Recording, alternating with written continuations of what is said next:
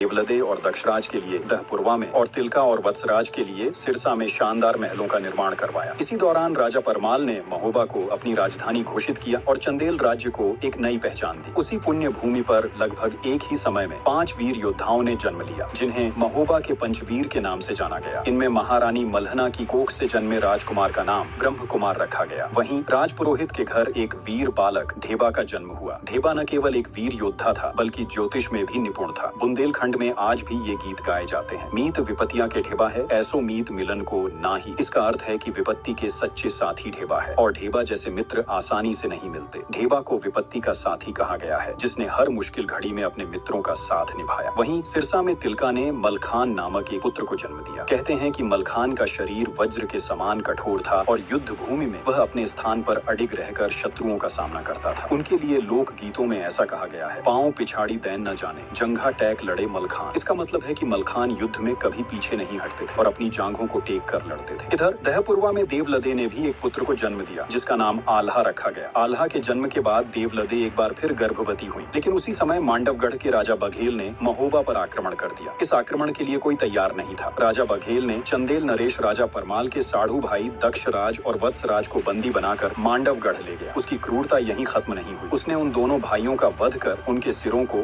बरगद के पेड़ पर लटका दिया। आज भी लोक गाथाओं में इसे गाया जाता है। टंगी खपड़ियां है बरगद पर, बरखा सहे शीत और घाम, और आधी रतियां की बेला में पुकार लेती है आल्हा को नाम। राजा परमाल के साढ़ू की मृत्यु के कुछ ही महीनों बाद उदल का जन्म हुआ। आज भी लोग अपने लोक गीतों में कहते हैं, जा दिन जन्म भवा उदल का, धरती ढंसी 2.5 हाथ। मतलब जिस दिन उदल ने जन्म लिया, धरती उनकी ताकत से 2.5 हाथ ढंस गई। लेकिन उनकी माता देवलदे इस प्रसव के बाद बहुत व्यथित और दुखी थी। वह अपने पति की मृत्यु का कारण उदल को मान रही थी, क्योंकि उनके पति की मृत्यु उदल के पेट में आने के 3 महीने बाद ही हो गई थी। देवलदे ने उदल को अपनी गोद में लेने से मना कर दिया। उन्होंने कहा, यह मेरे कुल का नाशक है। यह सुनकर मल्हना ने देवलदे को समझाने की कोशिश की और बोली, एक माँ होकर तुम अपने बेटे को ऐसे कैसे कह सकती हो? इस बालक का इसमें क्या